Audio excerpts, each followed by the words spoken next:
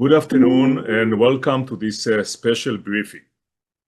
The performance of the IDF and the United States Armed Forces during the last few days has been amazing.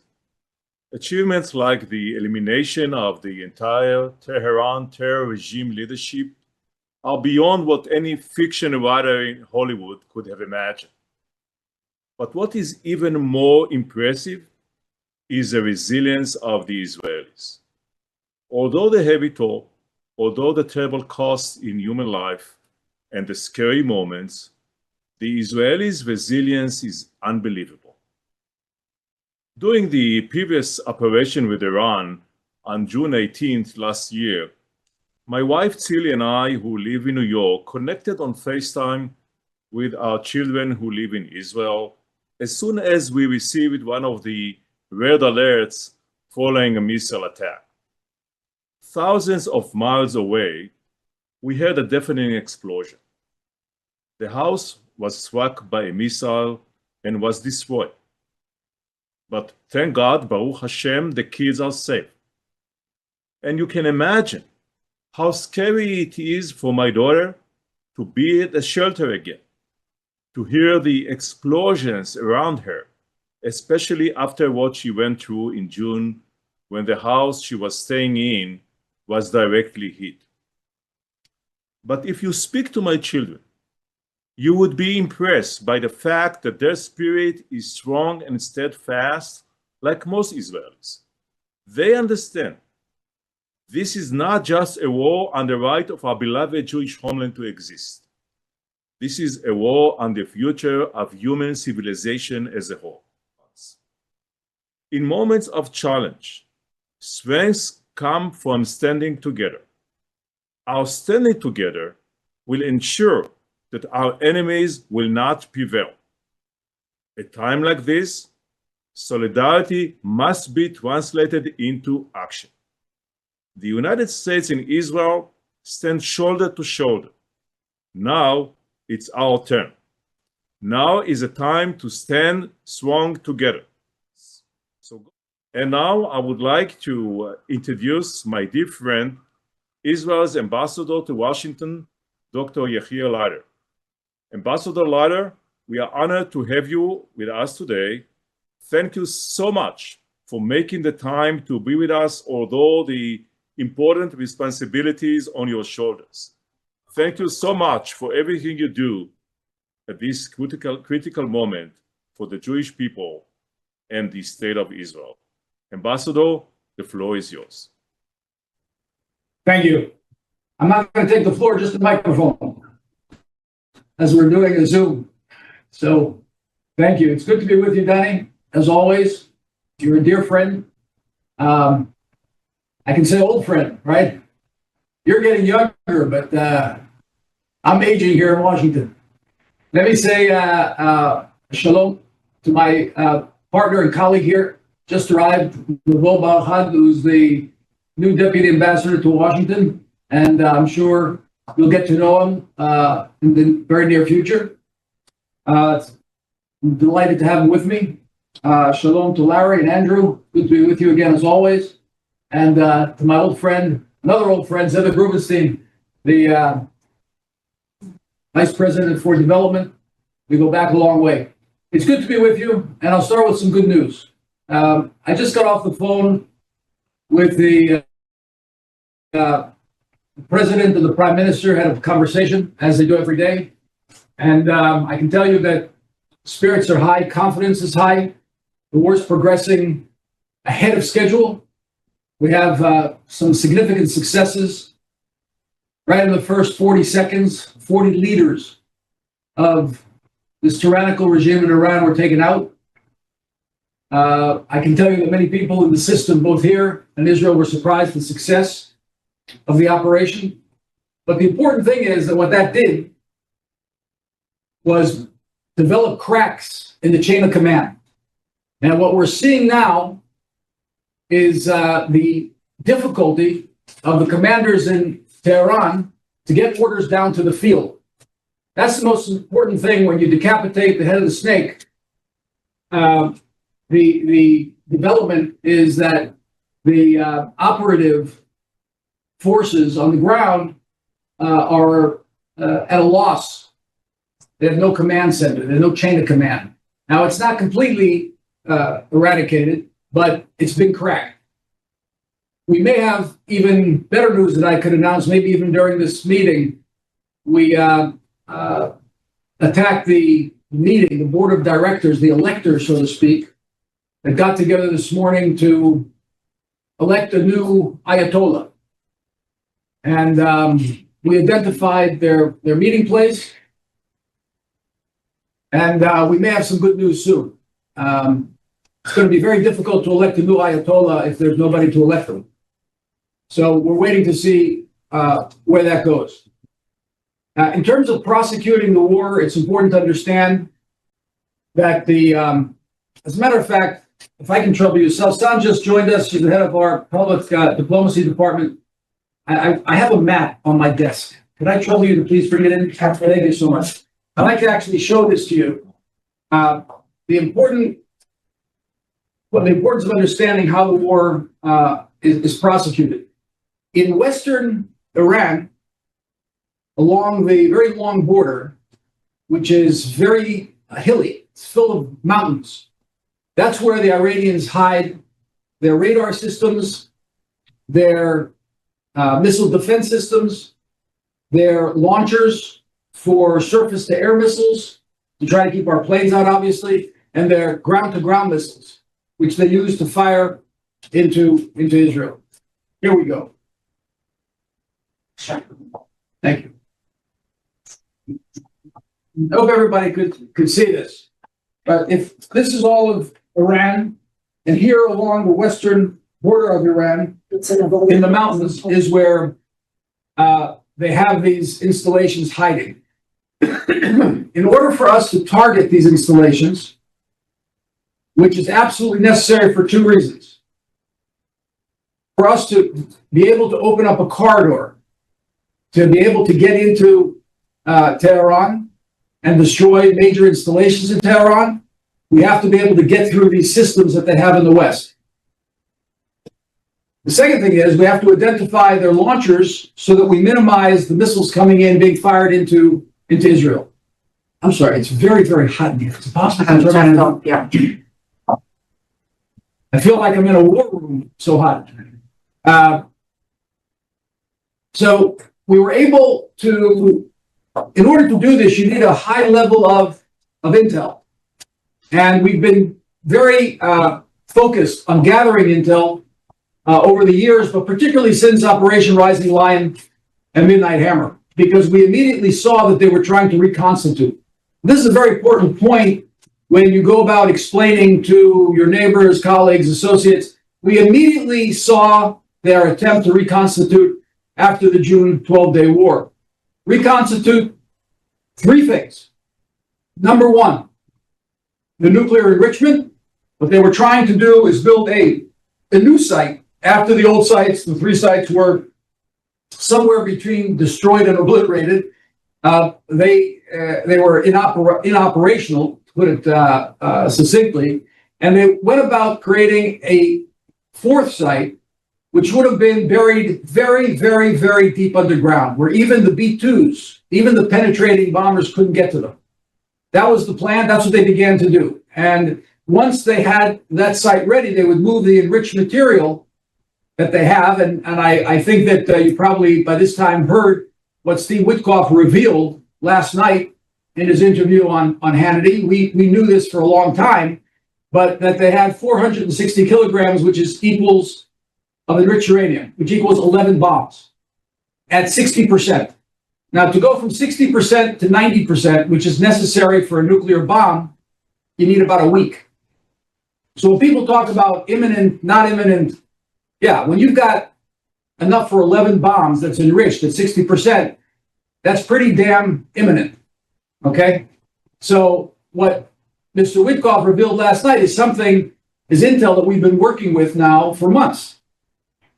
So that's the first thing they were going to do, that they were in the process of doing, reconstituting their nuclear enrichment program. The second thing are the ballistic missile program. Look, they hit Europe yesterday. Ladies and gentlemen, the Prime Minister of Israel has been warning for years that if their ballistic missile program goes unchecked, they will reach Europe. They hit Cyprus yesterday.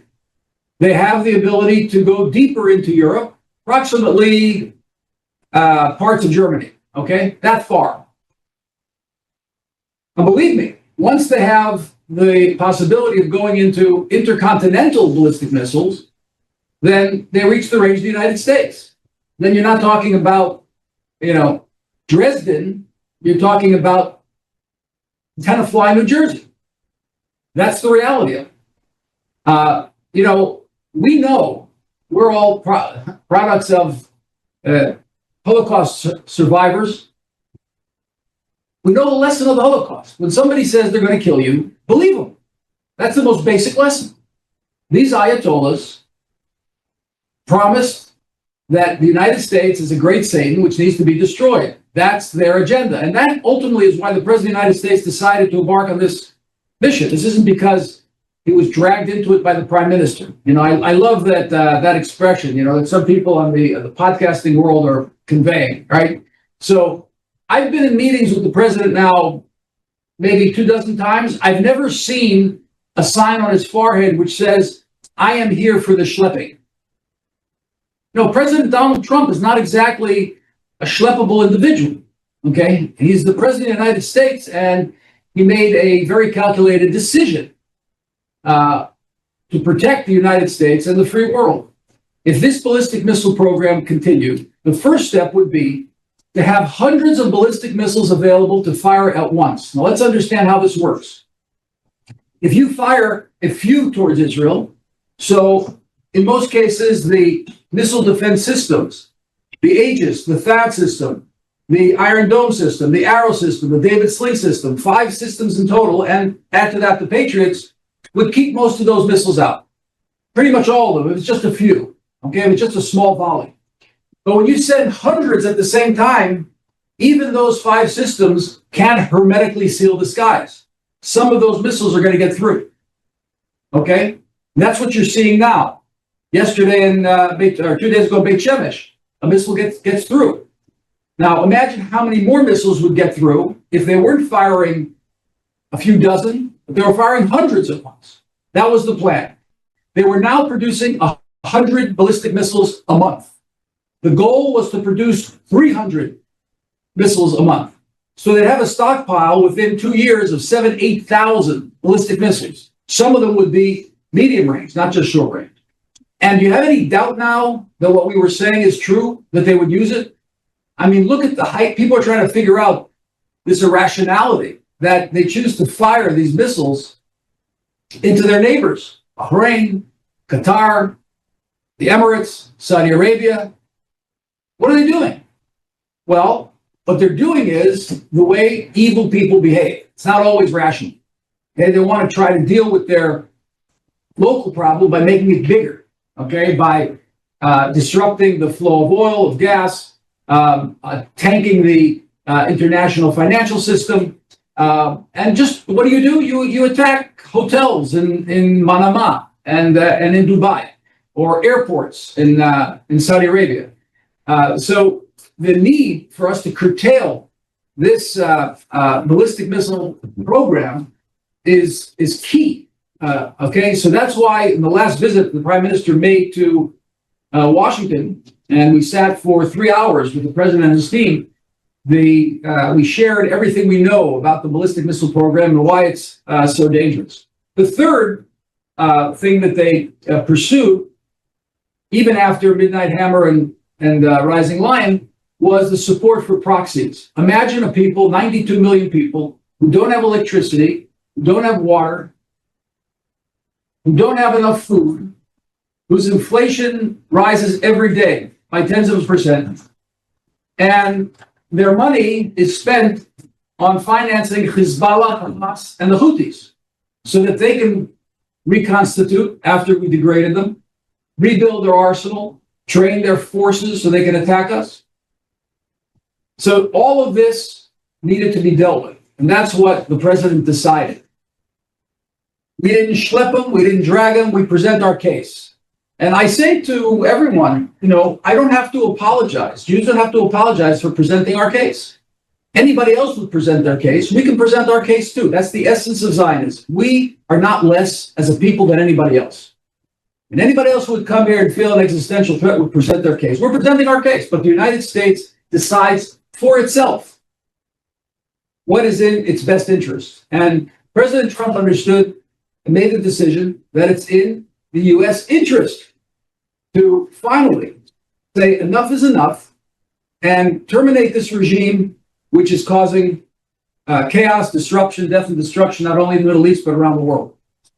No, this is not working. I don't know what it is. There's heat in here. Listen, if I start taking off my shirt, you'll know that I'm not playing basketball. I'm just sweating profusely. I don't know what's going on in this room, but we got to do something about it. This is off. This is not, well, I don't know.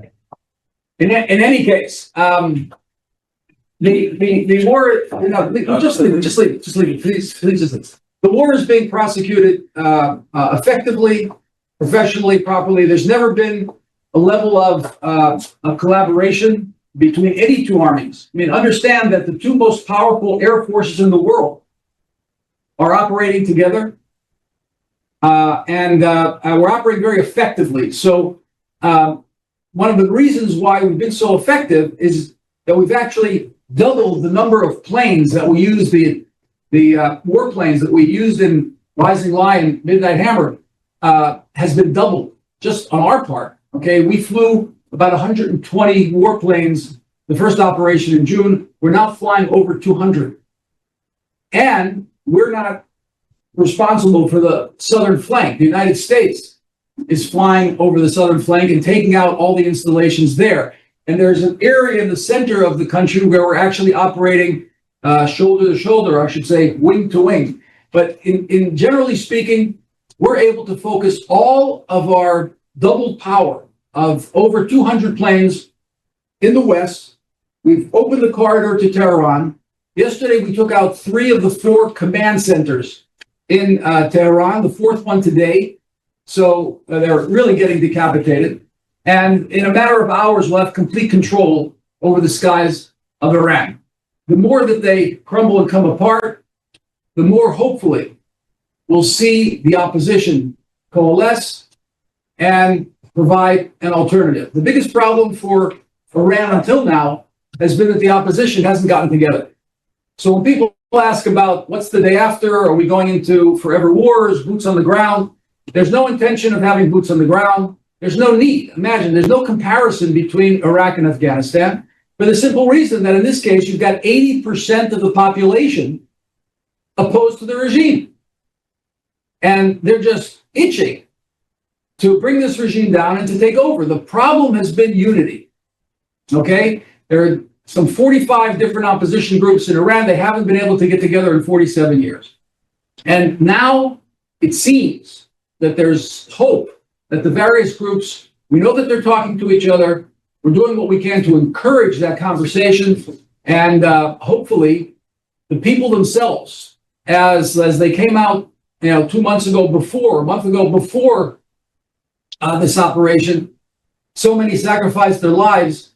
Many are turning out now. They're beginning to come out into the streets. The more that grows, the more the possibility is that we're going to be able to end this sooner rather than later. But we are looking at a period of time of the president has said 4 to 5 weeks. It could be more, it could be a little less, but it's not going to be determined by time. It's going to be determined by victory. This isn't going to stop until we have victory. We can't tolerate anymore to have a terror sponsoring state in the Middle East.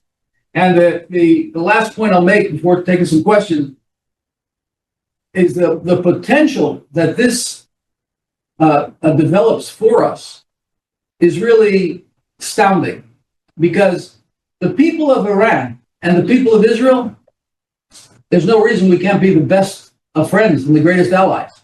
We both have a very long, distinguished civilization behind us. Don't forget that it was Cyrus, the king of Persia, who gave the Jews permission to go back to Israel. He was a great, I want to say Christian Zionist because a little before Christianity, but he was a great non-Jewish Zionist. who participated in the return of the Jewish people and the rebuilding of Jerusalem. Now, this is very, very significant. There's no reason why we can't have tremendous relations with Iran. And once that happens, we're going to have great relations with the rest of the Arab countries in the Middle East. So just a word on our economy. This obviously has a lot to do with your investment in Israel. And I can't say enough about the importance of Israel bonds and the success of Israel bonds in helping us develop our economy and keep it solid, particularly in the face of 2.5 years of war. I mean, you know, most economies constrict during warfare, and ours has continued to expand, and it's expanding at a very very significant rate. I mean, we completed 2025 over 3% growth.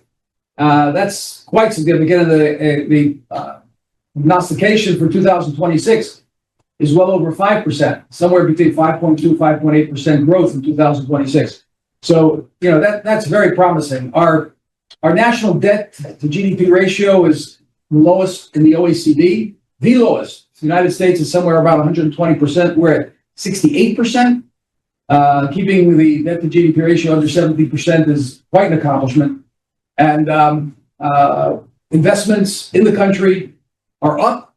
The stock market is continuing to rally this week. The shekel is very strong.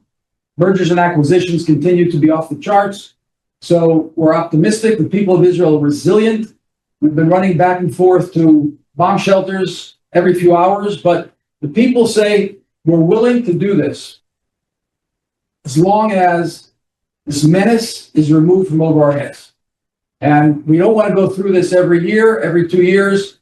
And if we defeat Iran, we cut off the head of the snake, we degrade and defeat the proxies that they funded and developed, we're going to be in a whole new world. And if in the interim, we're going to have to put up with, you know, with bomb shelters and living like this, we will, for as long as it takes so that this existential threat is removed.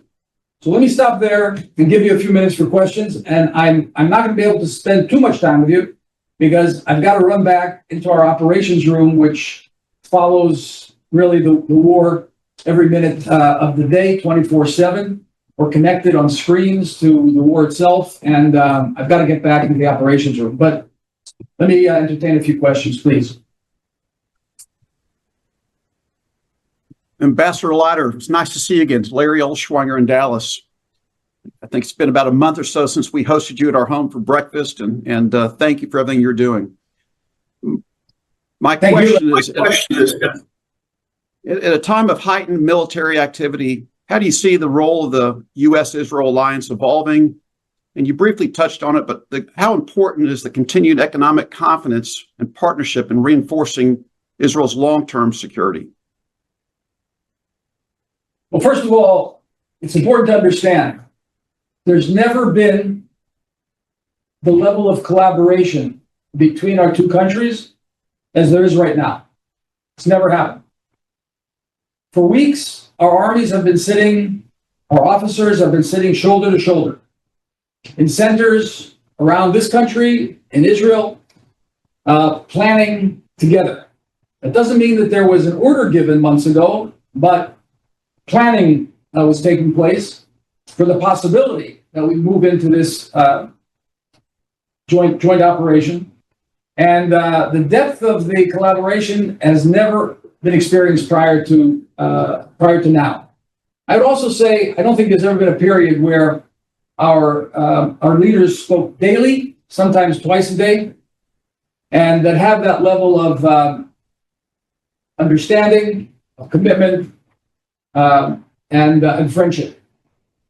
Let me point out that the Prime Minister has visited the United States 6 times in 12 months, and then another visit of the President to Israel. That's 7 visits in a year. Vice President visited Israel. Secretary of State has visited Israel 3 times.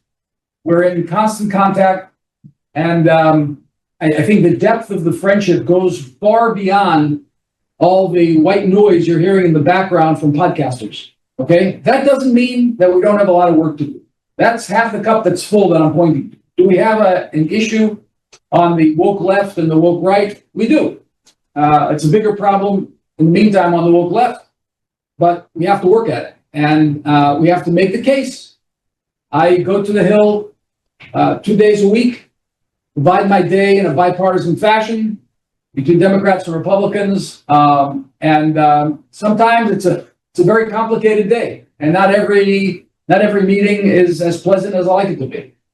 But we have to keep batting away. The fundamental idea here is that together, just imagine this, the two most powerful air forces in the world are defending Judeo-Christian civilization. That's what it amounts to. I mean, what does Iran represent?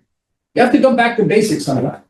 And remember that Iran represents a strand within Islam which says no to potential accommodation with the West. And that's why they were funding even groups that are Sunni Muslims, that are opposed to the Shia, but they're funding Sunni radicals, the Muslim Brotherhood organizations, because together they believe that they have to defeat the West. Now, until now, Israel was alone on that front, on the Judeo-Christian battle for civilization. Now we're fighting together. The two countries that represent that civilization, Europe is off somewhere trying to figure out their identity. Okay, they're lost. There are some pockets of hope, particularly the Chancellor of Germany, who's here now, right now as we talk. He's sitting in the White House. And I spoke to the German ambassador to Washington yesterday to thank him for the statements made by the Chancellor. Very strong in support of us. I think he's been the strongest in Europe, probably. He, together with Meloni in Italy, they've been very strong. Where France and Britain are way out there on the left flank, constantly criticizing. The Chancellor of Germany said recently that we're doing the dirty work for Western civilization. Nothing can be truer. So here we are, the United States and Israel, leading the charge to protect and defend Judeo-Christian civilization. That's only going to get deeper. And as far as the cooperation goes looking into the future, so you probably all know by now that we're working on a shift from aid to partnership. Now, what some people don't understand is that can ultimately end up with the United States actually spending more than $3.8 billion a year supporting Israel, except the difference is going to be that it's going to be an investment together. We're going to partnership rather than aid, even though this is another point that's very important to emphasize. Of the $3.8 billion in the last memorandum of understanding, 3.3 has to be spent in the United States. And we estimate there are about 1 million jobs in the United States that have grown as a result of the 3.3 billion that the United States provides in aid to Israel for military procurement. That stays right here. And I'll tell you more than that.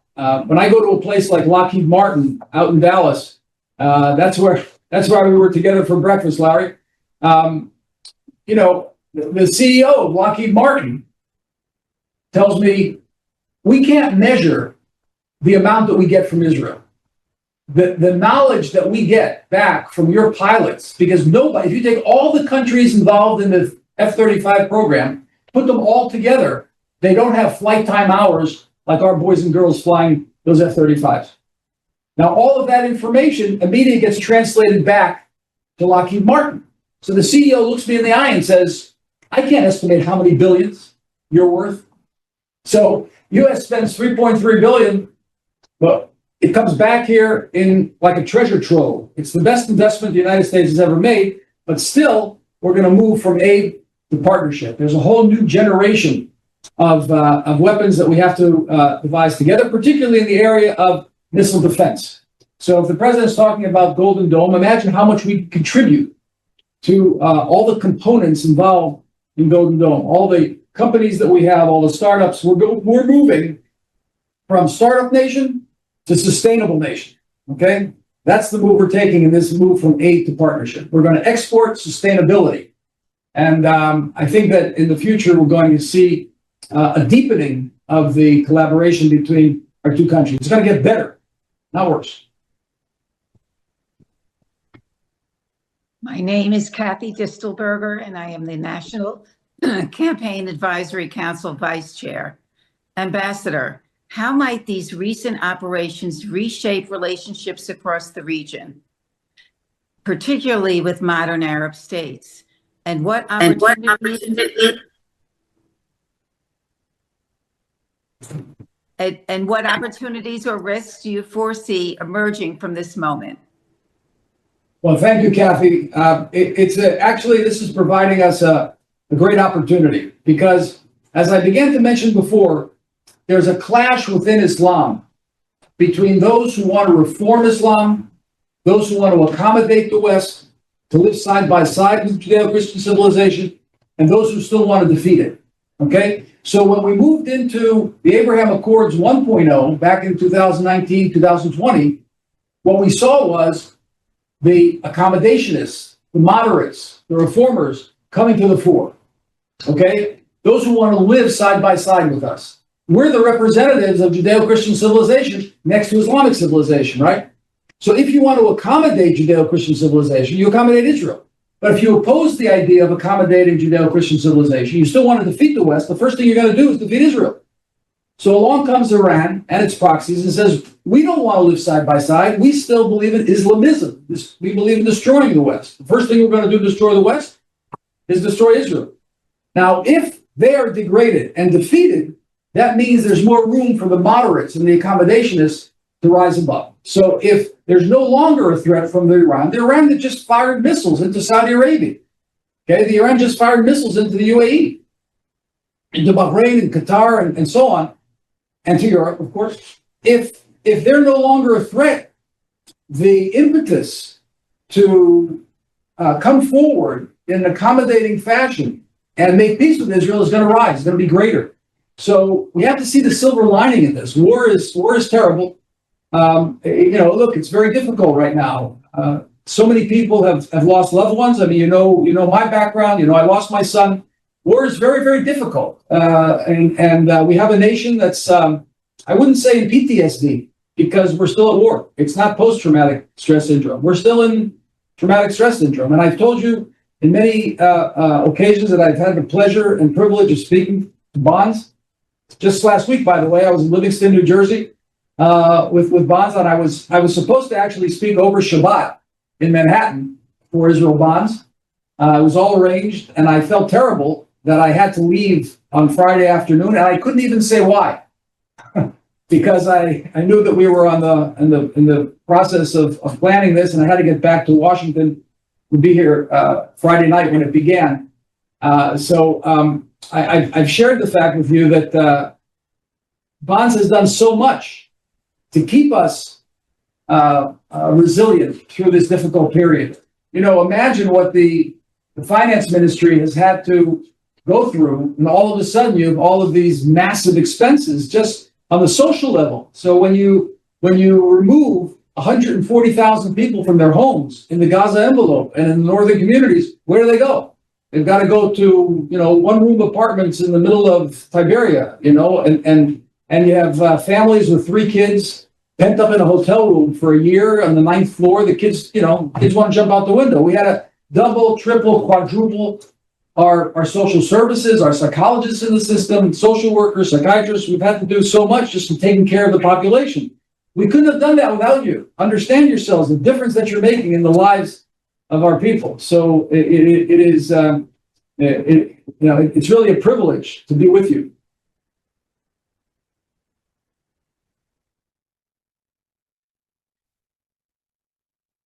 Well, we'll end the questions there.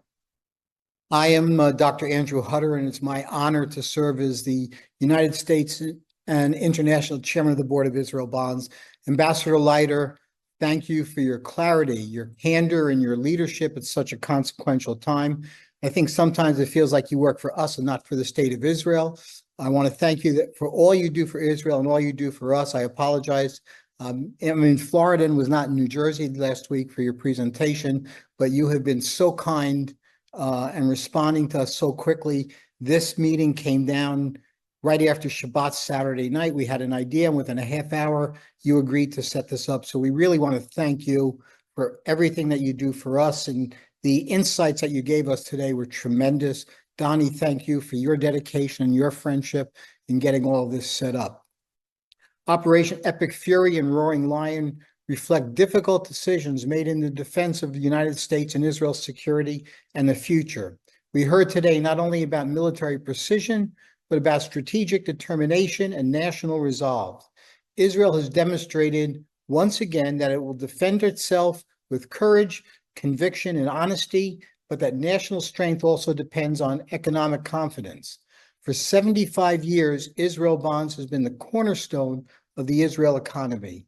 Through wars, global economic cycles, and now this new chapter, Israel Bonds has served as a bridge between Israel and those around the world who believe in its future. At moments like this, the partnership takes on a much greater meaning. When Israel's economy remains strong, its security is reinforced. When global investors demonstrate confidence, it sends a message that Israel's future is not in doubt. Today's briefing reminds us that history is not abstract. It is unfolding in real time. Decisions made now will shape the regions for years to come. The alliance between the United States and Israel remains firm and grows stronger, as we heard. The support of communities across America and around the world remains steadfast, as the commitment of those who believe in Israel's resilience remains unshaken. As chairman of the board, I see the daily extraordinary dedication of our staff and especially our lay leaders and our partners. This dedication is rooted in long-term conviction. I want to thank all of the lay leaders that are here for your support and know that we can count on you moving forward. We close today with gratitude for the leadership of the United States, of the State of Israel, and all the servicemen and women fighting to keep the free world alive. We are witnessing another miracle on Purim in real time. Chag Purim Sameach. Thank you again, Ambassador, and thank you for everyone who participated today.